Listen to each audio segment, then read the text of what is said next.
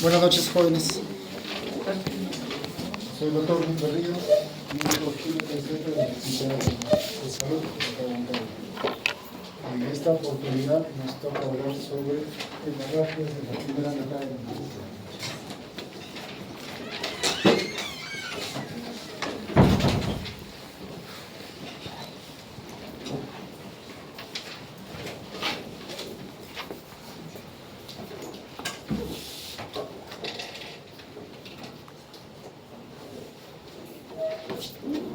Las hemorragias de la primera mitad del embarazo van a constituir tres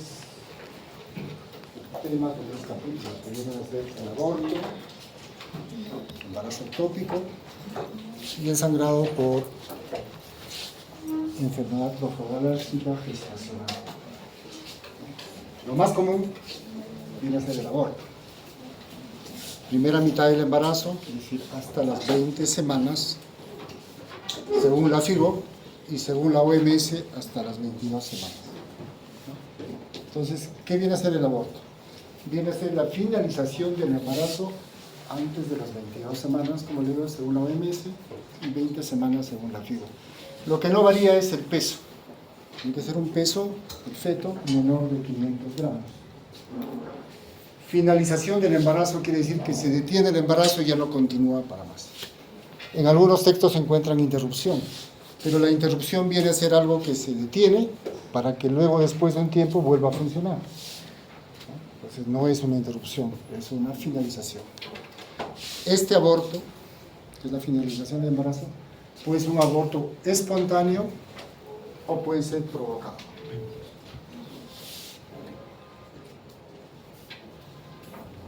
Causas de los abortos: la más frecuente, alteraciones cromosómicas, trisomías, triploidías.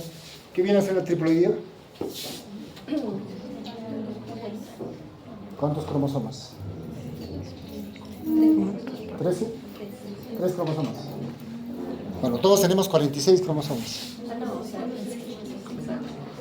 3 pares.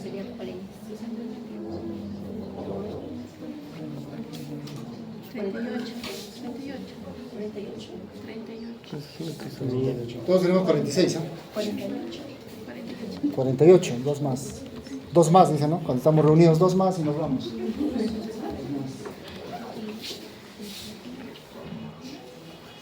El espermatozoide tiene 23 cromosomas, es una célula haploide. 69. Óvulo, ovocito, tiene 23 cromosomas, otra célula haploide, y cuando se unen, forma un huevo que viene a ser una estructura que tiene 46 cromosomas, es diploide, y una triploide viene a ser 69 cromosomas. Es decir, de repente a un óvulo ha sido fecundado por 2 espermatozoides, pues esto es una aberración, ¿no? No va. Exposiciones a tóxicos, también algunos insecticidas, herbicidas. La edad materna, ahora más o menos mayor de 40 años, antes más de 35 años ya era un riesgo para el embarazo, y mujeres adolescentes también. Y problemas de placenta.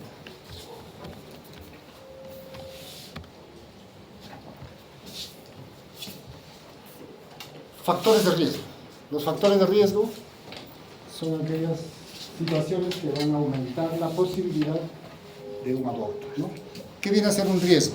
Generalmente el riesgo es algo que tiene una connotación negativa, ¿no? El riesgo viene a ser la probabilidad de sufrir un daño.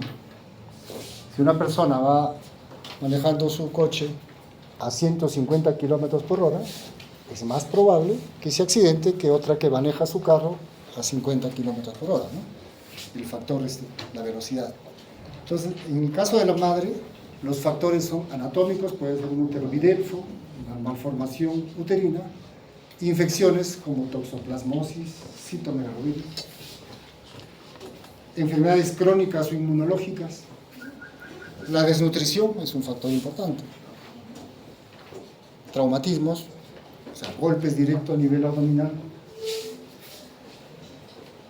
La incompetencia o insuficiencia cervical, Es decir, el cuello uterino que se mantiene cerrado por efectos de repente por problemas del mismo cuello, problemas de colágeno o antecedentes de aborto que han sido provocados dilatando el cuello, entonces el cuello pierde el tono y se hace insuficiente y se va abriendo a medida que el embarazo va aumentando, el tiempo en semanas. El peso hace que el cuello uterino se vaya abriendo sin dolor. Llega un momento en que la paciente siente sensación de algo que presenta en la vagina, se acerca al baño y el producto se cae, ¿no? Insuficiencia cervical. Y algunas toxicomanías, como por ejemplo cocaína, algunas drogas, el alcohol para algunos pacientes, algunas personas que consumen mucho alcohol, y riesgos fetales que son cromosomopatías, o alteraciones cromosómicas, que es la más frecuentemente la que causa alteraciones de los gametos, ¿no? Alteraciones del huevo o cigoto, como alteraciones cromosómicas. El cigoto se forma por la unión del espermatozoide con el óvulo, cigoto o huevo. Alteraciones maternas, como ya hemos mencionado, infecciones, alteraciones endocrinas, problemas a nivel del endometrio, puede ser, por ejemplo, algunos pacientes que tengan síndrome de Asherman, aunque el síndrome de Asherman lo más frecuente que ocurre es que produce amenorrea o imposibilidad de lograr un embarazo. Avitaminosis y desnutrición.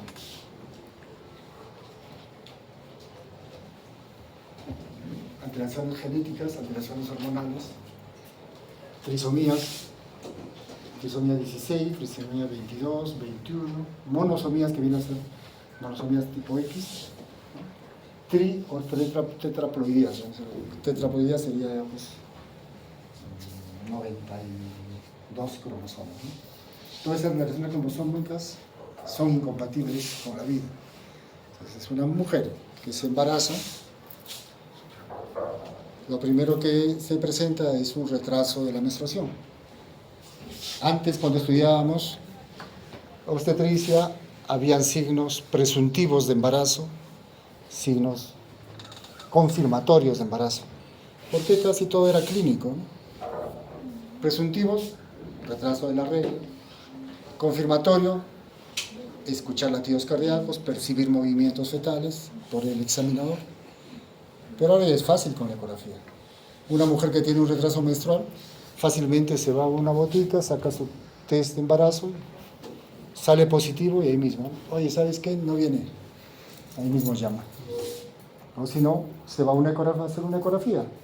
Ustedes van por el Jirón Puno, yo le digo esa la cachina de la salud, porque cuando pasa una chica, pasa una parejita por ahí, la están jalando, ¿no? Para exámenes de embarazo, ecografía, cualquier cosa. Entonces ahí nomás le hacen la ecografía. ¿Quién le hará la ecografía? No sabemos si es médico, enfermera, técnico, de repente el guachimán del local hace la ecografía. Y entonces fácilmente se detecta el embarazo. Cuando una mujer regular se embaraza, nosotros de repente queremos confirmar el embarazo, ¿no? Con una prueba de azulina beta. ¿Cuándo le sale positiva la prueba? Si está muy asustada la pareja, por ejemplo, tuvo relaciones hace una semana y hoy día quiere hacerse el test de embarazo, le saldrá positivo. Si le hace la ecografía, ¿se verá el saco gestacional? ¿Cuánto tiempo más de angustia tiene que esperar?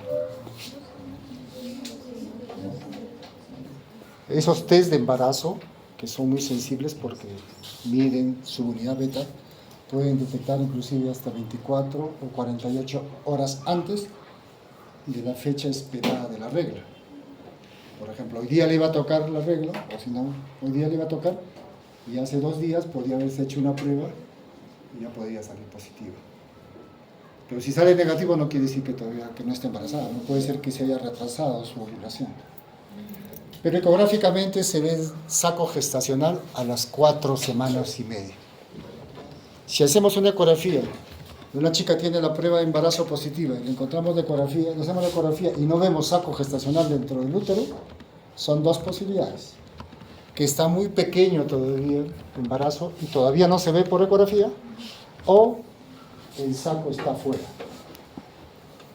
Eso lo vamos a ver más adelante, ¿eh? Entonces, estas son las causas de aborto de origen fetal. La clasificación. Hay una serie de clasificaciones. Por ejemplo, podemos, por el tiempo, antes de las 12 semanas, un aborto temprano, después de las 12 semanas, aborto tardío.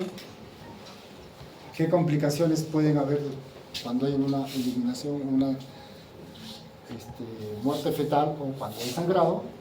Retención de anexos ovulares, ¿no? Que puede ser total o parcial.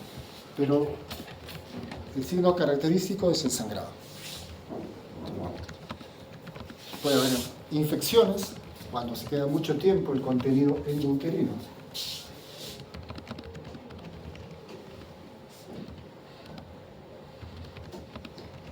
Entonces, temprano si es antes de las 12 semanas y tardío si es después de las 12 semanas.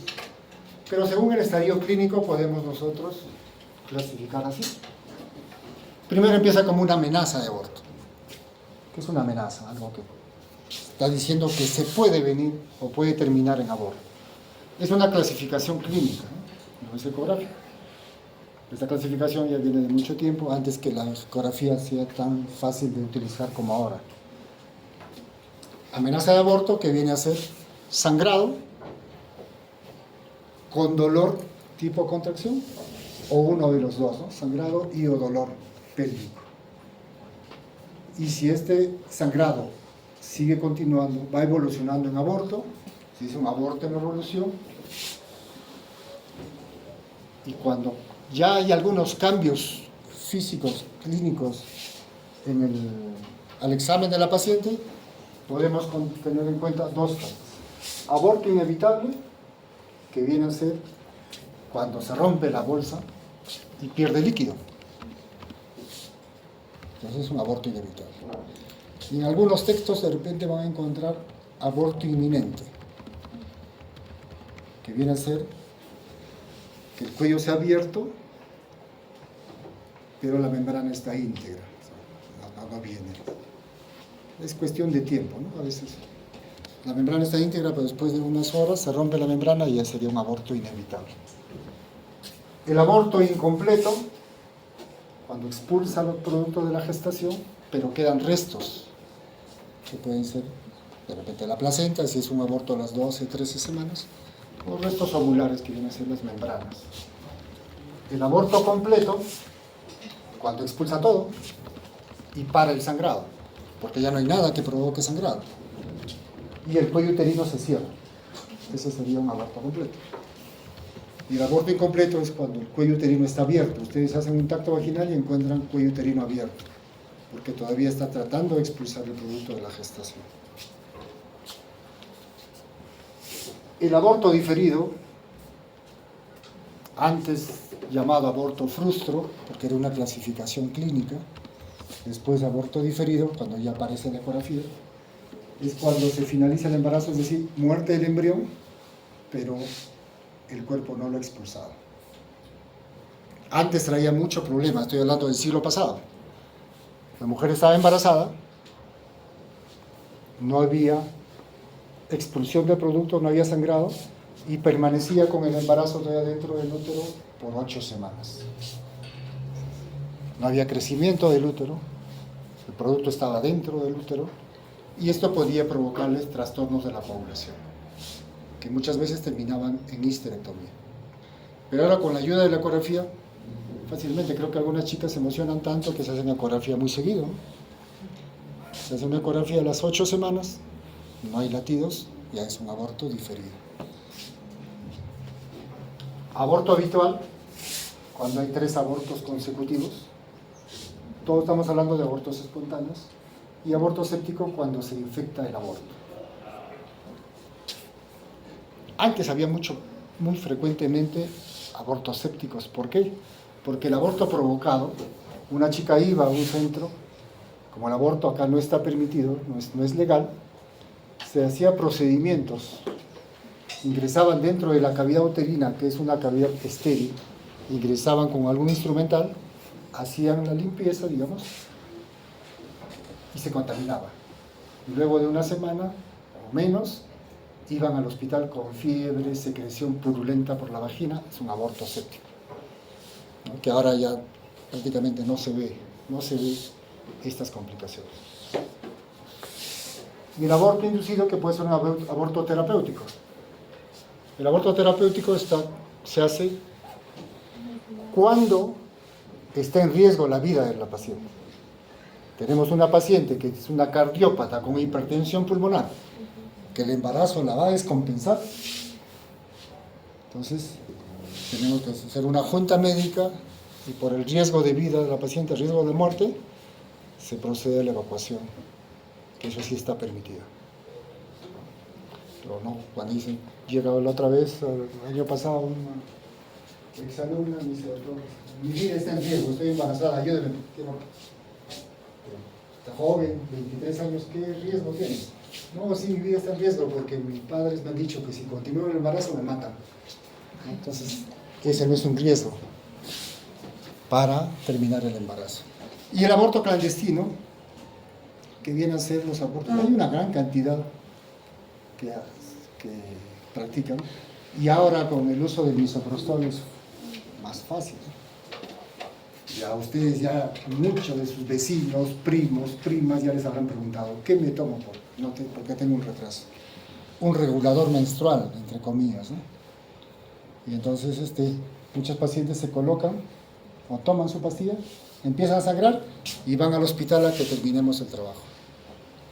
Y me dicen, no, me he caído, me resbalé una cáscara de plátanos y empecé a sangrar, ¿no? Me he caído. Pero en una oportunidad yo estaba de guardia, eran las 12 de la noche, y ese tiempo en emergencia solamente hacíamos guardia con el interno de medicina.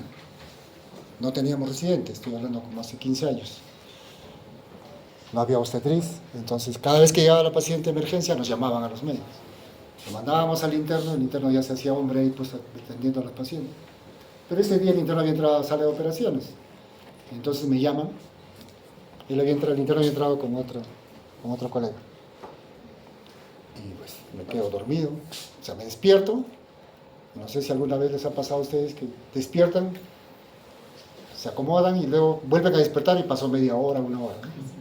Entonces eso me ocurrió. Y despierto, veo, había pasado 20 minutos. Llego a emergencia y estaba la señorita con su hermana. Y la hermana mete un grito, que cómo es posible que estamos esperando media hora, que no viene, mi hermana está sangrando y tantas cosas. El examen había un poco de sangrado, pero al hacer el tacto vaginal encuentro 3 pastillas de citotetrol. Entonces saqué, mira el libro que estoy sacando, y ahí mi mamá estaba la hermana, estoy sacando esto, voy a comunicar a la policía porque esto no está permitido. Y el seguro solo atiende los problemas de salud que espontáneamente se presentan, no los problemas que se autoproducen. Entonces sí te vamos a atender, pero esto el seguro te va a cobrar. Entonces la chica lo pensó, se levantó, me dijo, no, ya no me duele, y se fue. Firmó su acta de su retiro voluntario. Se ha puesto misoprostol. Y así varias veces hemos encontrado. Muchas chicas llegan y se ponen su misoprostol. La dosis ya sale, ¿no? Ya cualquier botella le dijo. Entonces, amenaza de aborto, sangrado, dolor, pero el cuello uterino está cerrado. Aborto en curso, yo dije, el aborto en curso es cuando es inminente o si no, inevitable. El aborto en curso ya el cuello uterino se va abriendo. Si encontramos membranas íntegras, sería inminente. Si se rompen las membranas, aborto inevitable.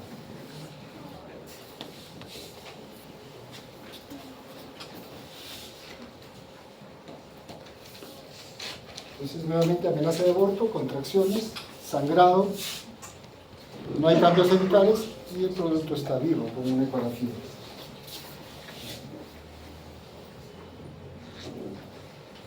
Nuevamente, aborto incompleto y aborto completo. En el aborto incompleto, el cuello uterino está abierto y hay sangrado, no hay restos dentro del útero. En el aborto completo, si le hacemos una ecografía, La cavidad uterina está vacía, el cuello uterino está cerrado, y ya el sangrado está disminuyendo, o si no ya paró el sangrado. Entonces acá un cuadrito donde están las diferencias, que son diferencias clínicas. Los hemos repetido como 5 veces y ya no creo que se olviden.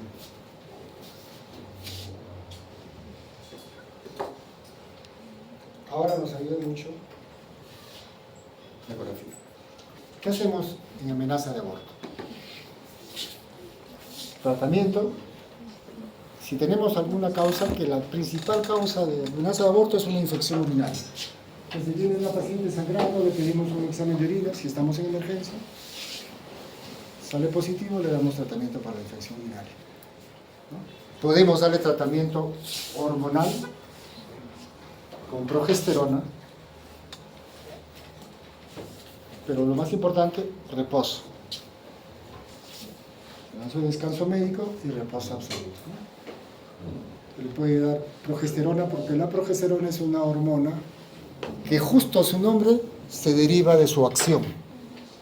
Es progestacional, por eso se llama progesterona, ¿no? ¿Dónde se forma las primeras 12 semanas? En el cuerpo lúteo. Y a partir de la 9ª semana ya la placenta que se está formando empieza a producir progesterona, y a partir del 2.º trimestre ya no funciona el cuerpo lúteo y se encarga la placenta de producir progesterona, ¿ya? Entonces la amenaza de aborto, reposo. Entonces una vez llega una paciente con amenaza de aborto, se le da su descanso, se va a su casa y vuelve después de 3 días sangrando y me dice: doctor, no me ha dado tratamiento, le hacemos la ecografía, es un aborto incompleto. ¿Qué pasó? Es que muchos abortos empiezan con amenaza. Más o menos 15% de las mujeres embarazadas terminan en aborto, entonces hay que explicar a la paciente.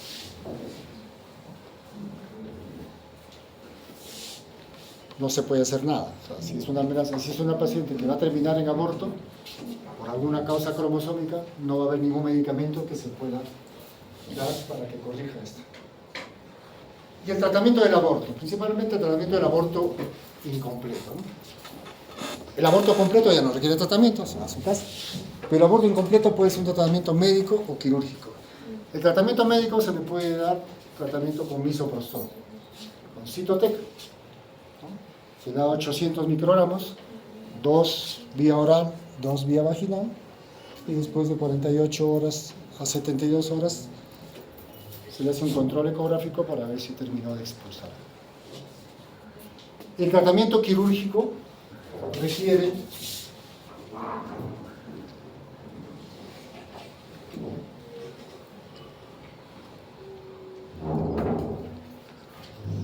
tratamiento con aspiración o con el grado uterino. En el caso de amenaza de aborto, por ejemplo, si tenemos una paciente que es RH negativo, entonces tendríamos que darles su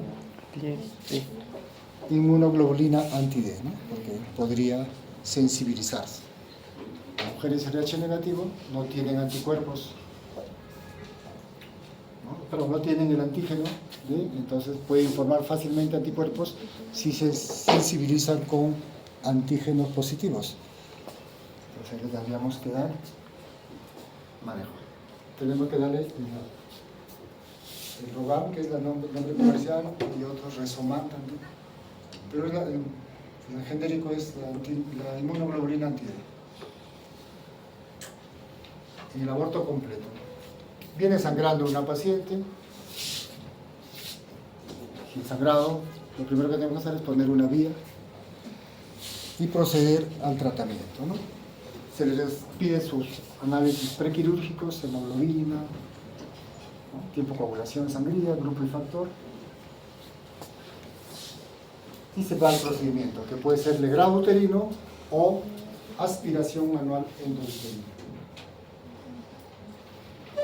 La aspiración manual endouterina tiene una jeringa, que se llama la jeringa de Karman, que genera una presión negativa. A esta jeringa se le conecta una cánula y la cánula ingresa al útero. Se abre el émbolo y por la presión negativa aspira el contenido endouterino. Se dice que puede ser para úteros menores de 12 centímetros, 11, o sea, una gestación de 12 semanas, y a veces no requiere dilatación. Puede ser un cervix que esté mínimamente dilatado. Y también se puede hacer en abortos sépticos. Para el grado uterino, se recomienda que el grado uterino sea de un aborto tardío, ¿no? Después de las 12 semanas, porque hay mayor contenido. Entonces, se puede hacer este tipo de tratamiento quirúrgico. Esa es la jeringa de Karman. Arriba tenemos las pastillas de Cytotec, más comúnmente usada, ¿no? Que es el misoprostol, nombre comercial, Cytotec. Y acá abajo, a la imagen del medio, tenemos la jeringa de Karman. La jeringa que se cierra estos émbolos, se cierran las válvulas, se jala el émbolo y genera una presión negativa. Acá en el extremo se conecta la cánula y esta cánula se conecta al útero y luego se procede a la aspiración. Y esta es la legra. La legra sí tenemos que dilatar el cuello uterino, a no ser que ya esté dilatado. Pero por ejemplo, con la aspiración, una dilatación menos de 1 centímetro, puede ingresar la cánula y aspira todo.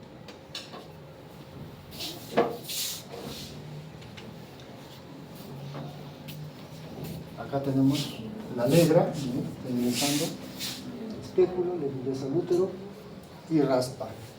Entonces la legra es como una cuchara y al raspar, tiene que raspar la parte superior y girar, ¿no? O sea, en sentido horario o sentido antihorario, pero para que cubra toda la superficie interna del útero. Y hay algunos signos que se dice el llanto uterino, que cuando se raspa suena como si estuviésemos algo áspero. Entonces le dijimos, ya se acabó, ahí quedó. Pero ¿qué pasa si se raspa demasiado? Podemos eliminar la capa basal del endometrio y generarle después cicatrices a lo que se llama síndrome de Usher, ¿no?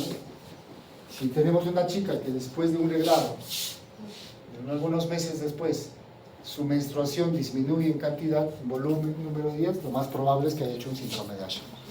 Y esta es la cánula, miren, así fácilmente se conecta, la jeringa, y acá está la cánula, que esta cánula tiene diferentes colores, y cada color tiene un diámetro, ¿no? El azul, por ejemplo, es de 6 milímetros, el amarillo es de 5 milímetros, y así, varios colores, para poder ingresar dentro del útero y luego se aspira. Es mucho más fácil de utilizar, se puede hacer inclusive con anestesia local. Es un procedimiento que se puede hacer ambulatorio, ¿no? Se hace y a las 2 horas se va a su casa. En el grado se recomienda que se quede mínimo 12 horas, porque como es más cruento, entonces se queda más tiempo.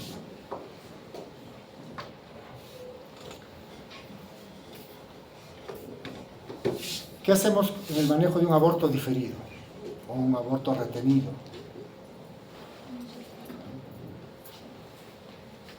El cuello está cerrado.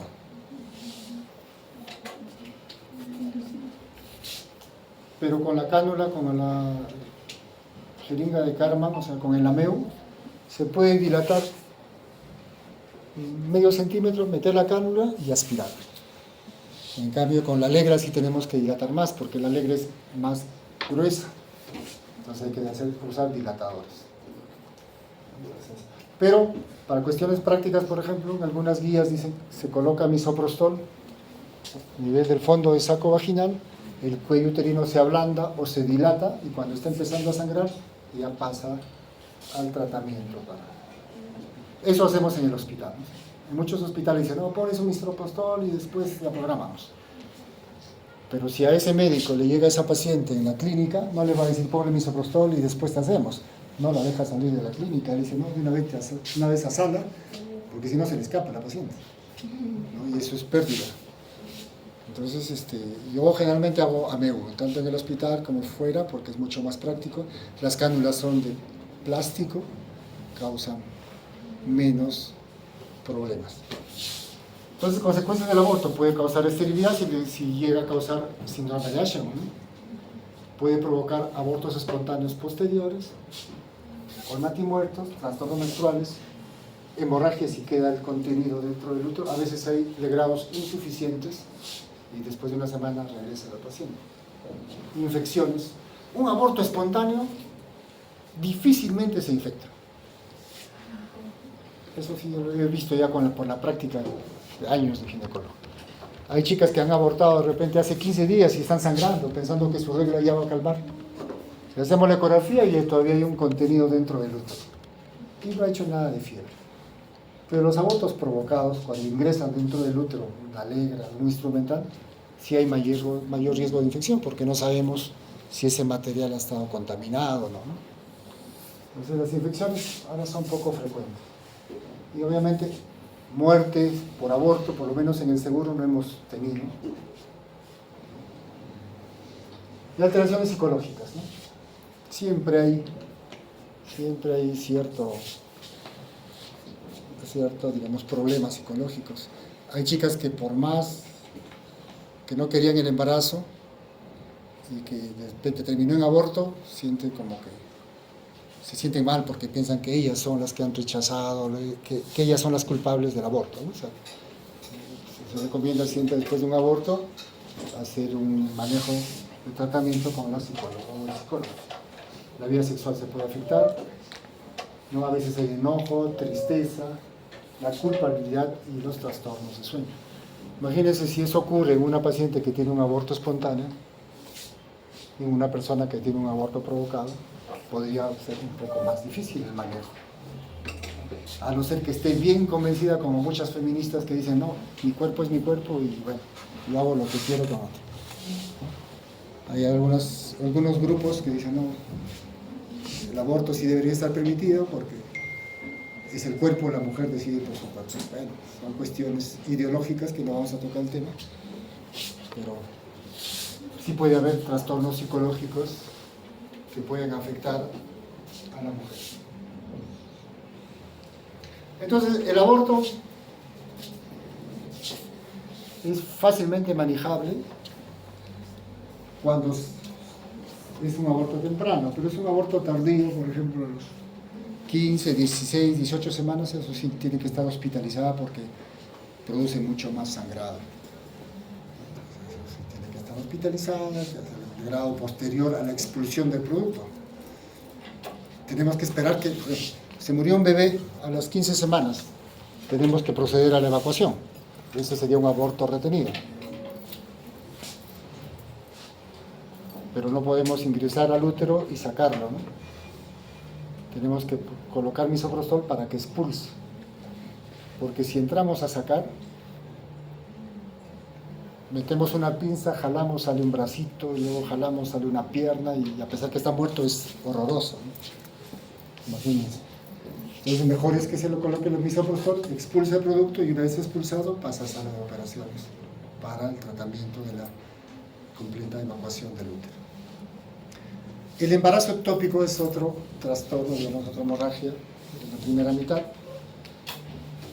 Cuando el cigoto, el embarazo se implanta fuera de la cavidad uterina. O sea, desde el cuello uterino a cualquier otra parte, ¿no? O sea, si se implanta en el cuello es embarazo ectópico cervical. Se implantó en la cicatriz de la cesárea anterior, embarazo ectópico. Se implanta en la trompa, embarazo ectópico. Se implanta en el epíplo también, ectópico, ¿no? O sea, está afuera. La más frecuente, a nivel de la trompa, dentro de la trompa, a nivel de la ampolla.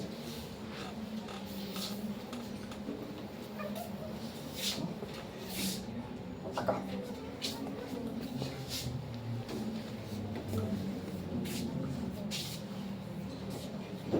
Que la más frecuente, la más complicada, digamos, puede ser esta, la cervical, porque puede provocar mucho sangrado.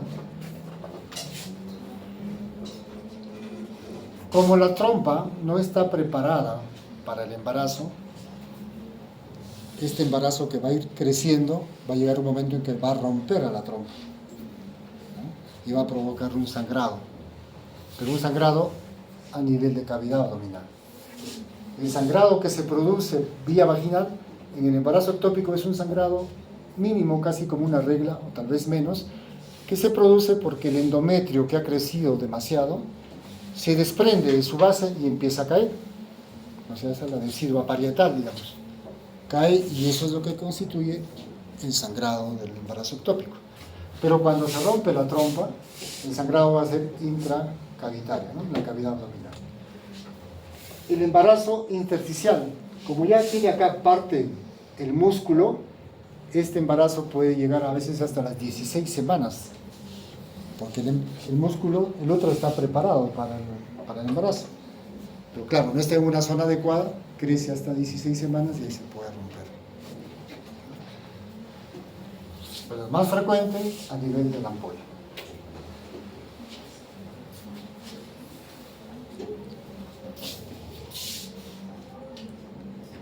Factores de riesgo. ¿Por qué el embarazo se va fuera del útero?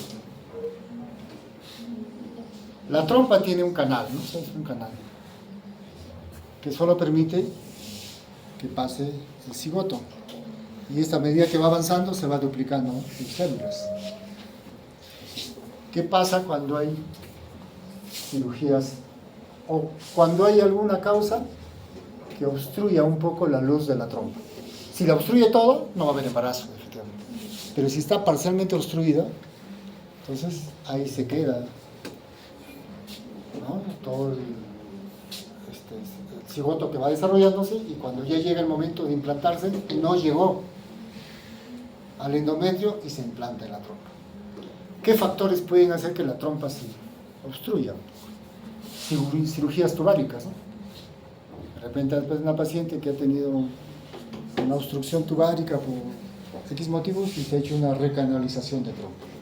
En esa recanalización se forma una cicatriz que reduce la luz de la trompa. Un embarazo ectópico previo es un factor de riesgo. Si una mujer tiene un embarazo ectópico previo, en el siguiente embarazo tiene 30% de probabilidad de hacer otro embarazo ectópico. Los dispositivos intrauterinos disminuyen el embarazo intraútero, pero aumenta el riesgo de embarazo ectópico. Alguna patología tubárica, por ejemplo, enfermedad inflamatoria pélvica es lo más frecuente que ocurre. Alteraciones hormonales, por ejemplo, uso de anticonceptivos con progestágeno. La progesterona es una hormona que relaja la musculatura lisa. Ustedes, cuando han revisado cambios fisiológicos en el embarazo, han visto que la hormona progesterona se eleva y todo lo que es musculatura lisa se relaja. A nivel intestinal, produce estreñimiento, produce dispepsia. A nivel vascular, a partir del segundo trimestre baja un poco la presión porque se ha producido vasodilatación. A nivel de los uréteres también produce una dilatación de los uréteres y esto favorece a las infecciones urinarias. Entonces la progesterona es una hormona que relaja la musculatura lisa y el músculo uterino, que es casi como una musculatura lisa, también se relaja. De esa manera permanece el embarazo. Si no hay progesterona, el útero se contrae y puede haber pérdida del embarazo, ¿no?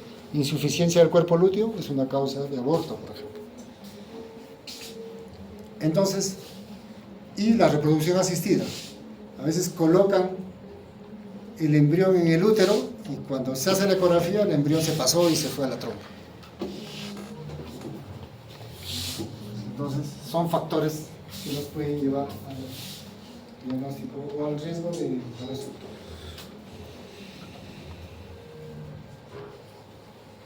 ¿Por qué han aumentado los embarazos ectópicos ahora? Es mucho más frecuente, ¿no? Las infecciones, las enfermedades inflamatorias pélvicas. Muchas mujeres jóvenes, 20, 25, 30 años. Es el cambio de pareja hace que aumente el riesgo de infecciones, ¿no? También se hace el diagnóstico temprano, embarazo ectópico, prevalencia del uso de DIU. Muchas chicas nulíparas que nunca han tenido embarazo usan dispositivos intrauterinos, ¿no? Las ligadoras, el aborto con infección. Ahora la fertilización asistida es frecuente. ¿Cuánto cuesta? Ha bajado, ¿no? Ahora más o menos sale entre 8 a 10 mil dólares. Antes estaba mucho más. Y hay algunos centros que salen inclusive hasta 24.000, 25.000 soles, ¿no? Más barato. O sea, hay para todo bolsillo. Casi a diario vemos a una gestante en el seguro que llega a fertilización in vitro. ¿No? Acá en Huancayo hay 2 centros o 3 centros que hacen fertilización in vitro. En Lima hay un montón de centros, ¿no? Yo he tenido pacientes que han venido con fertilización in vitro y las chicas no tenían pareja. O sea, han ido, quiero embarazarme y se embarazó, pues, pero sin pareja. Que ahora está así, es libre. Entonces, hay también la fertilización in vitro por maternidad subrogada, que le dicen, ¿no? O sea, espermatozoide de óvulo de una pareja le ponen en una mujer joven dentro del embrión. Eso no está legislado acá en nuestro país, no se sabe qué hacer. Una vez una paciente me llama, me dice, doctor, ¿se acuerda de mí que no puedo tener hijos? Sí, estoy esperando un hijo. Ah, le digo, qué bien, ¿y de dónde te has ido? No, es que en realidad mi hermana es la que está esperando, que es mi bebé de mí, de mi esposo. Le hemos hablado con mi hermana, y como yo tengo seguro, quiero que se atienda por el seguro. Bueno, digo, eso sí yo no sé. ¿Qué le habían dicho en el centro de fertilidad? Le habían dicho, como tú estás asegurada, hacemos este procedimiento con tu hermana y una vez que se embaraza, ella va a tener derecho al seguro. Y obviamente eso no está permitido. Entonces ha tenido que irse a otro sitio para su tratamiento.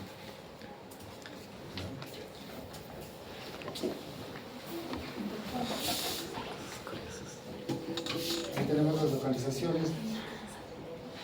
¿Cuál es el cuadro clínico? La tríada clásica, ¿no? Sangrado, tumoración anexial, dolor. Sangrado, viene una paciente por sangrado, hay dolor, y hacemos el tacto vaginal y hay tumoración anexial. Entonces, amenorrea, puede haber sangrado, el útero está un poco aumentado de tamaño. Pero lo importante, ¿cómo hacemos diagnóstico actualmente? Hay amenorrea, le pedimos subunidad beta, ¿no? Si una paciente viene por sangrado o viene con una prueba de embarazo positiva, le hacemos una ecografía y no hay embarazo intraútero, como les dije al comienzo, o recién va a crecer o está afuera. Estos síntomas generalmente es cuando ya está a punto de romperse la trompa. Pero hay algunas mujeres que están asintomáticas. Entonces le pedimos subunidad beta, cuantitativa.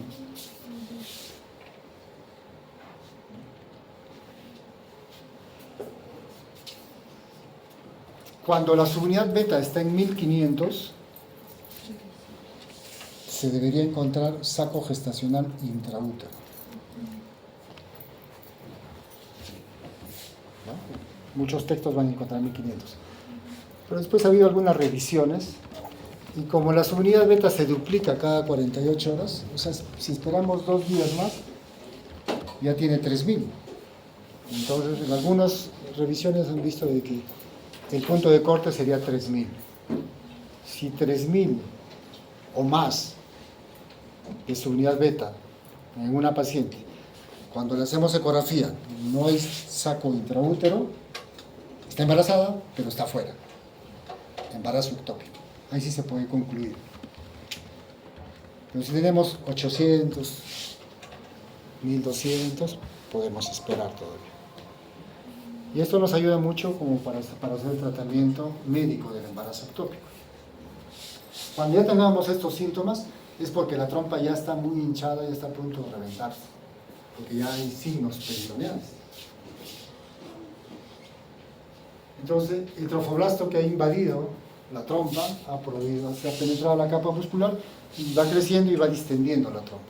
Eso va a provocar dolor, ¿no? En algunos casos puede haber aborto tubárico, o sea, sale por la fimbria, sangra un poco y para el dolor. Puede reabsorberse o en algunos casos reimplantarse a otro lado. ¿Y esto cómo lo podemos determinar? Generalmente el diagnóstico es retrospectivo. Si encontramos un embarazo, por ejemplo, que está implantado en el piplo, podemos suponer que estuvo en la trompa, se expulsó y se reimplantó. Lo más frecuentemente que ocurre es rotura tubaria. Ha habido corrosión por penetración del tromboblasto, ha ido creciendo y se rompe. Y ahí viene el dolor. La sangre irrita el peritoneo. Tocamos el abdomen y hay signos peritoneales. Si hacemos ecografía vamos a encontrar líquido detrás del útero. Y si no tenemos ecografía podemos hacer una culdocentesis, ¿no? Se coloca un espéculo, una aguja detrás del útero al fondo del saco de Douglas y se aspira. Y ahí sacamos sangre, ¿no? Ahí está rota la trompa. Si está rota la trompa y hay signos peritoneales, el tratamiento ya es quirúrgico.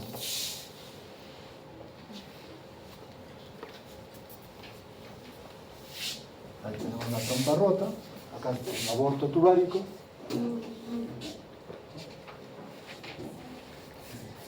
Esto es a nivel de ligamento, o sea, se rompió y se fue ese ligamento ancho. Esa trompa rota ya pues es irrecuperable. Termina en salpingectomía, hay que sacar esa trompa.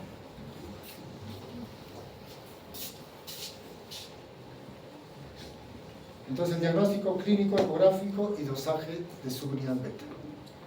Tenemos ahí una ecografía, por ejemplo, estamos a nivel de la trompa y acá tenemos inclusive como un embrión.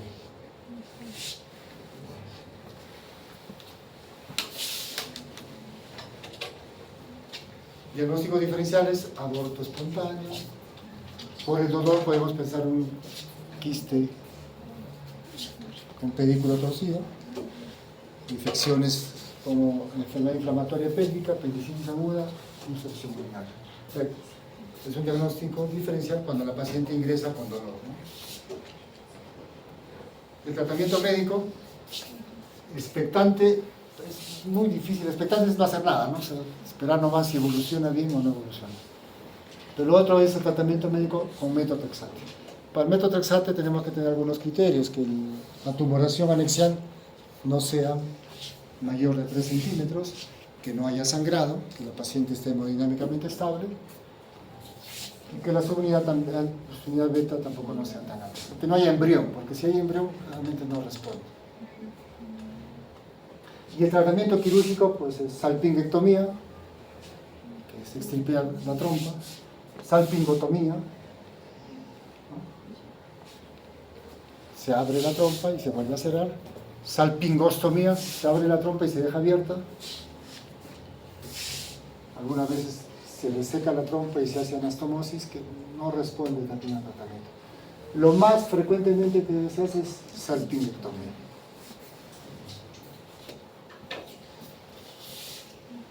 Este tratamiento quirúrgico puede ser por vía laparoscópica o por laparotomía. Hemos encontrado algunas veces a pacientes que han estado y hemos sacado 1,5 litros de sangre de calidad, o sea que están sangrando abundantemente. En este caso a veces entrar por la laparoscopía es muy difícil, ¿no? Porque hay bastante sangre. Lo que tenemos que hacer es abrir rápidamente el abdomen, pasarle sangre y parar el sangrado.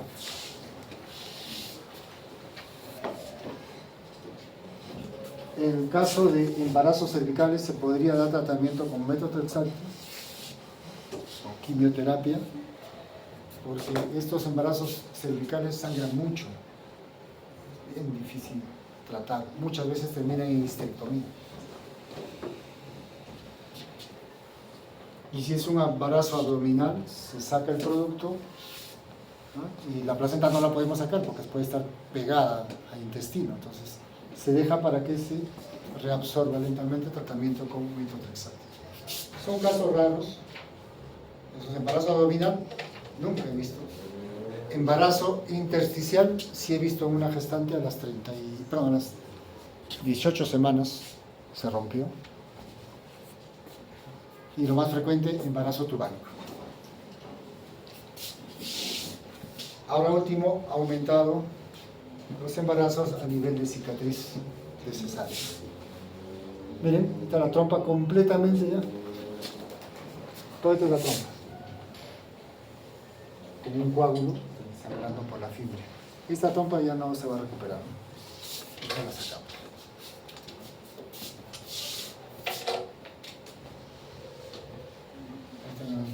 Tratamientos.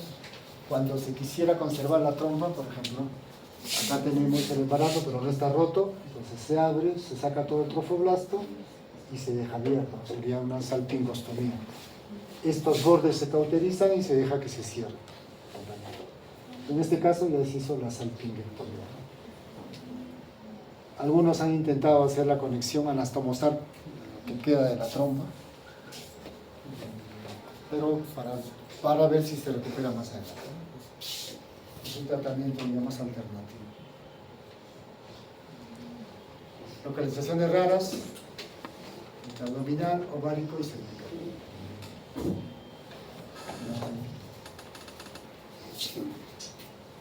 El que más es el líquido intersticial, que está ahí arriba. Este sería un tratamiento, un embarazo abdominal, solamente lo saco del texto. Y en ovario también es raro, ¿no?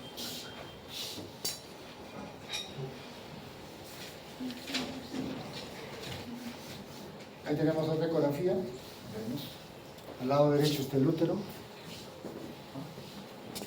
Este es el endometrio. Y acá está el embarazo ectópico con un embrión.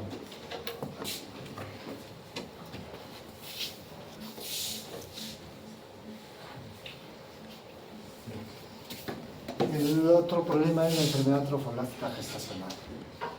Y esta, la más frecuente, es la mola hidatiforme, que es una degeneración quística hematosa de las vellosidades coriales que abarca placenta y el resto del complejo ovular.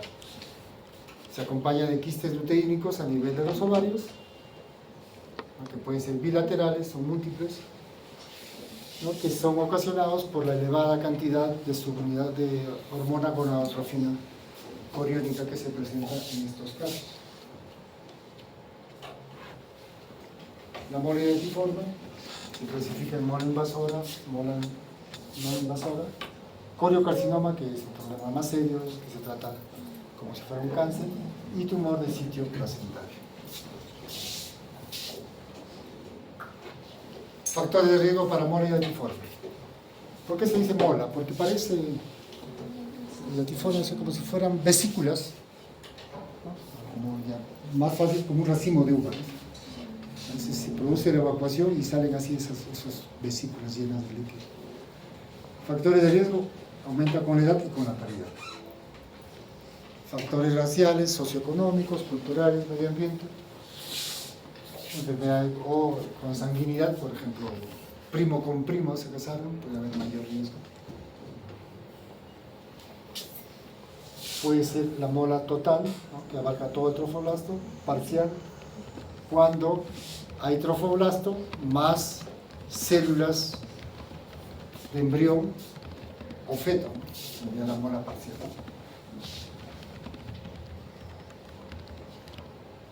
Tenemos ahí un feto vivo a las 29 semanas y ecográficamente se ve así, ¿no? Se dice como panal de abeja. Una mola parcial.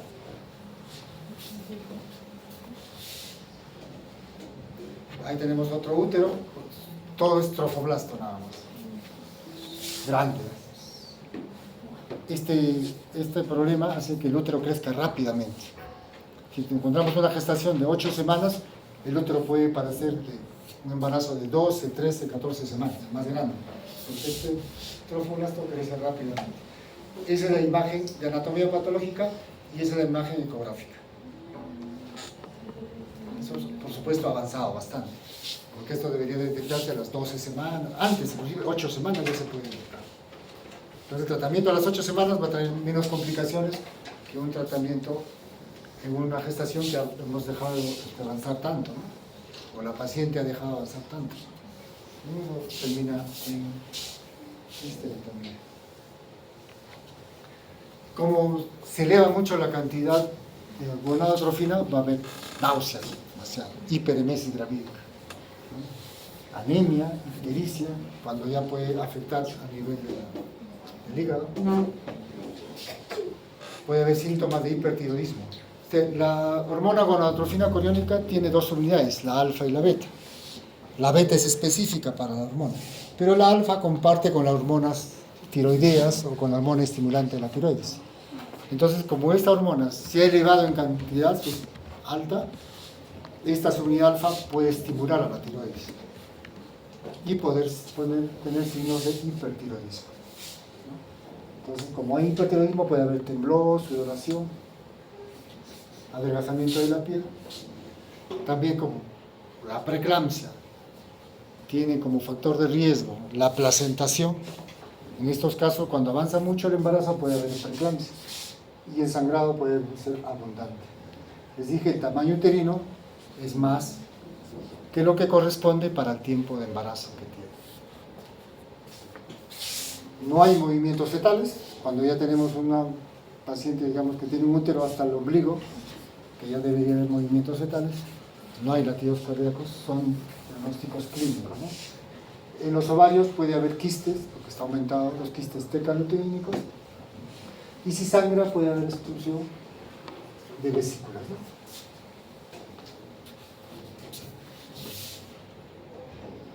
El tratamiento, diagnosticar eso, se tiene que proceder a la evacuación.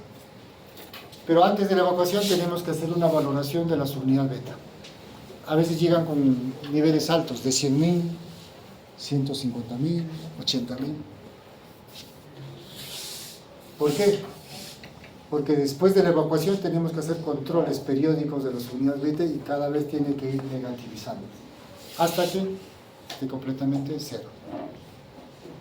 Entonces, ¿cómo se hace el control post-evacuación? Se le pide cada 2 semanas, se va negativizando. Una vez que se negativiza, se pide cada 2 meses hasta el año. Después del año, si no ha vuelto a subir la subunidad beta, se dice que ya se curó. Pero si en el proceso vuelve a elevarse la subunidad beta, quiere decir que en alguna parte quedó otro fibroblasto y está produciendo el problema. De repente no está en el útero, puede ser que haya hecho metástasis.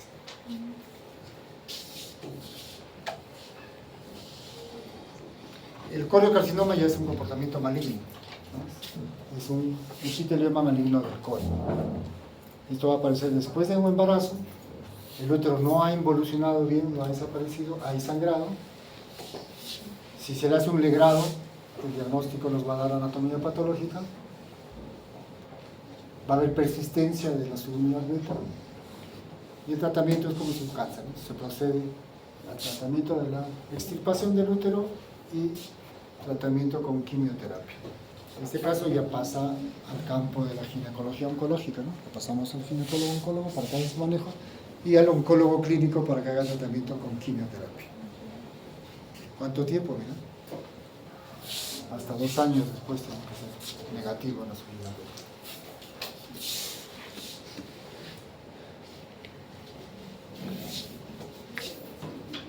El tumor del sitio placentario, que es solamente un nódulo que se encuentra, es de tamaño variable. Siempre hay un antecedente de un embarazo previo. Primero hay amenorrea y luego hay sangrado. El tamaño uterino también está aumentado. En este caso se puede hacer un tratamiento con un raspado, o sea, un legrado. Si con eso se logra, muy parecido a la mole. Si no se logra hacer la evacuación, se procede a la histerectomía, dependiendo también de la paridad, ¿no? Por lo general, este tumor del sitio placentario es benigno. En cambio, el coriocarcinoma sí es eminentemente maligno. ¿Alguna pregunta, Estela? La clínica de tanto tumor citoplacentario y coriocarcinoma Son parecidas, todas son parecidas. Por eso se agrupa todo es como enfermedad trofoblástica gestacional. Y esta es la más frecuente, la mola hidatiforme. De la mola hidatiforme, la más frecuente, la mola total, ¿no? O sea, completa. La parcial es bien rara. Entonces, los síntomas principalmente son náuseas, vómitos, el útero más grande que correspondería para el tiempo de embarazo, y con una ecografía se hace Ahora ya prácticamente ya no se hace el diagnóstico tan tardío, ¿no? De algunas zonas pacientes nos han venido con teomolas hasta el útero hasta el nivel de la cicatriz umbilical, ¿no? Generalmente son pacientes que viven en las zonas rurales, que se embarazaron y nunca se controlaron, y cuando fueron a su primer control a las 12, 14 semanas, el útero ya estaba a nivel de cicatriz umbilical. Pero las mujeres de la ciudad que están cerca tienen acceso a un centro de salud, fácilmente se hacen su diagnóstico, ¿no? Ya no vemos tanto problema de moda que evoluciona a tanto tiempo.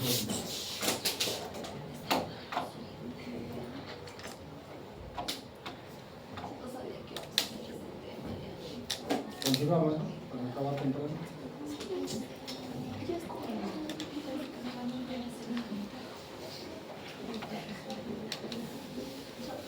Hemorragia de la segunda mitad.